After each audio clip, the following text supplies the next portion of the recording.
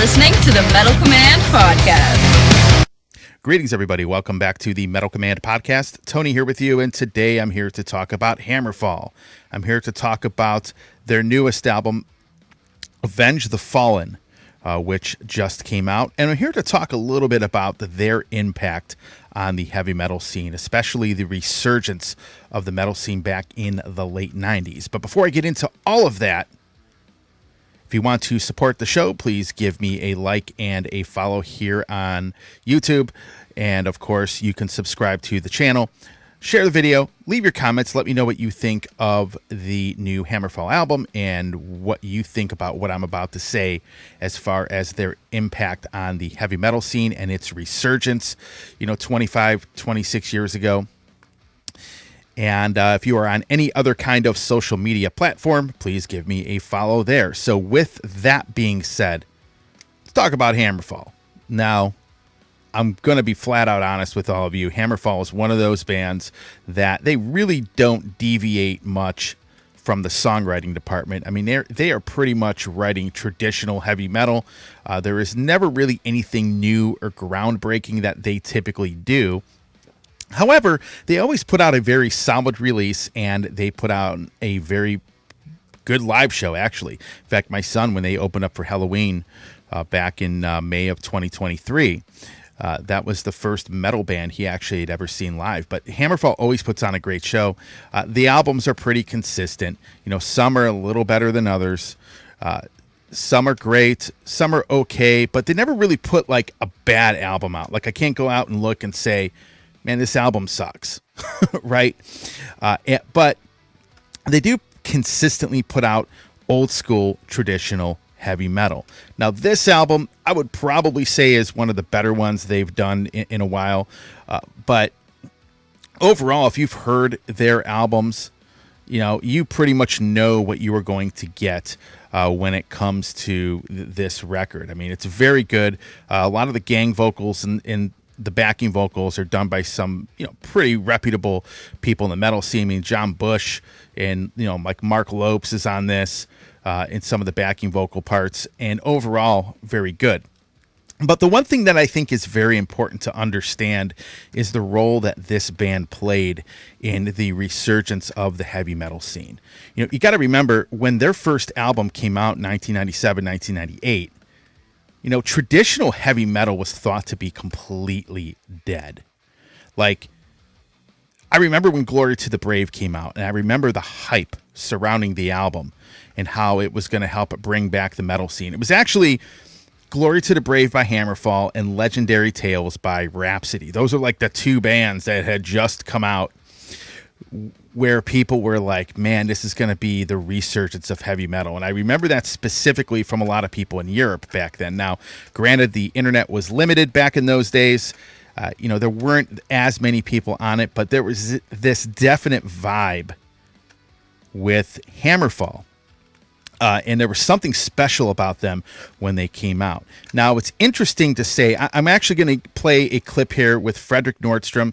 He produced the first album. Fredrik Nordstrom, of course, he was recently on my show. We talked a lot about, his band Dream Evil and all the other projects that he had produced over the years, with bands like Opeth and Hammerfall and Soilwork and At the Gates and In Flames and all of these really great bands that he helped produce. But we specifically talked about Hammerfall. Like I was asking him this question, like, did you see that, with some of these bands that he was producing, I was asking him, did he see these bands gaining the popularity that they did eventually when he was producing their records? And we talked about Hammerfall. Check out this clip.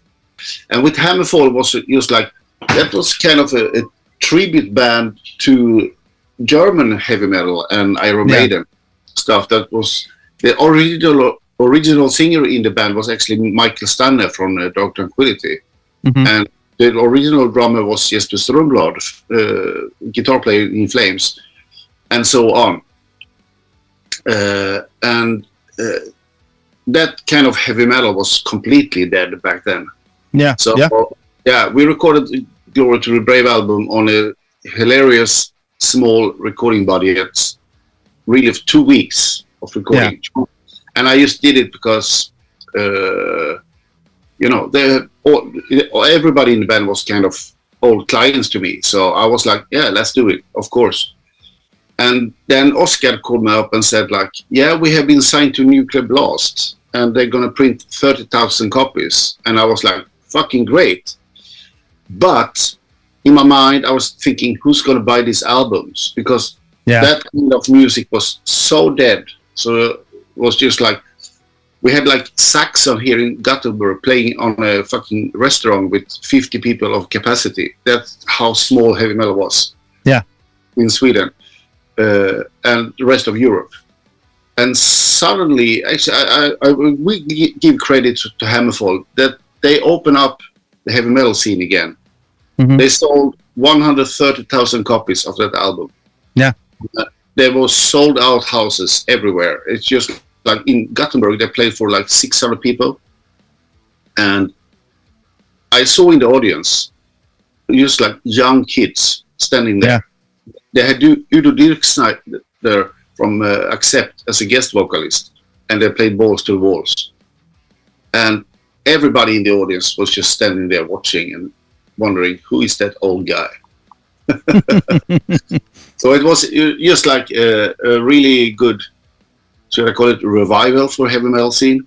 Yeah. Yeah. And so, I mean, yeah, and then the second album, Legacy of Kings, I mean, they were touring here in the States. I remember going to see that show. I actually met those guys back then. I mean, they were touring with Death, but they had a really good reception here. I remember Legacy, the second album, when, they were touring here. I mean, they weren't playing huge arenas or anything, but in a country like this, where I'm at, where this music was probably even more dead than it was in Sweden, they actually really were, I mean, making an impact on people, and people were showing up to see these guys. And I remember those first couple records coming out because early on in this show, I mean, a lot of power metal was like a big thing for me back then, which it wasn't, for a lot of people. Now it's a lot. Obviously, it's got more of an audience, and, Hammerfall, has an audience here. But back then, they were kind of just getting themselves known with that second album, and they really did make a pretty big impact. Absolutely. Yeah. Okay. That was Fredrik Nordstrom talking about Hammerfall and their importance in the heavy metal scene. The thing is, I'm going to be honest, I remember like their second album, Legacy of Kings, they were actually able to make it over here and tour. They toured with Death. I remember going to that show, and I met Hammerfall on the bus. But for a Swedish band playing traditional heavy metal, and when they are playing traditional heavy metal that people thought was unpopular, and the fact that you had kids, young kids showing up to the show, and that their debut album sold over 130,000 copies when people thought that genre of music was dead, is pretty remarkable, especially to make it over to the States where, it's very expensive to tour here. Even back then, it was really expensive to tour here. I mean, like, bands that were bigger in Europe, let's say like Halloween, for example, is a good example. They didn't really tour the States and didn't really have a full kind of U.S. tour until 2003, after this resurgence happened. So the fact that Hammerfall was able to do what they did and really garner the interest back in heavy metal, I mean, they were one of the bands that led to resurgence. Now, there were other bands that obviously contributed to that.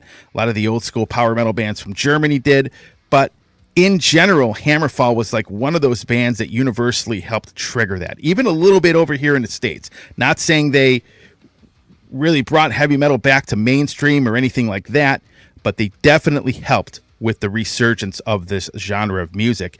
And it's definitely something that people, when you think back now, it's something that people, I don't think, realize and don't realize how important this band actually was. So as far as this album goes, I'm going to probably give this record, a 7 out of 10.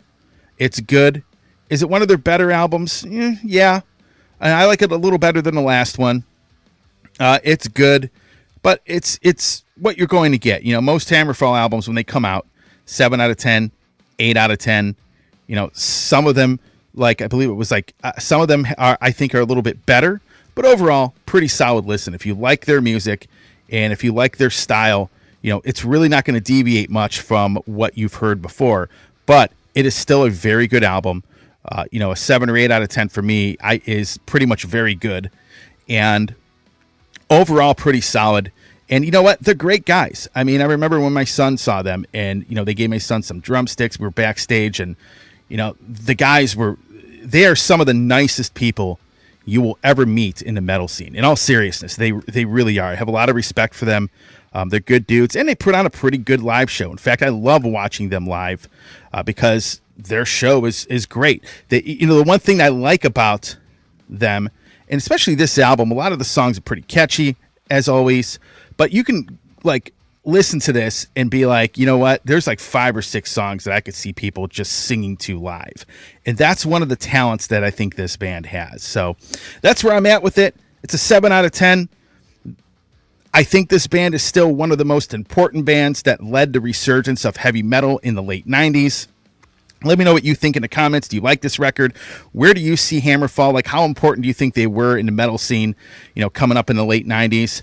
I look forward to all of your comments on social media and, of course, YouTube. With that said, thanks for watching. Stay metal.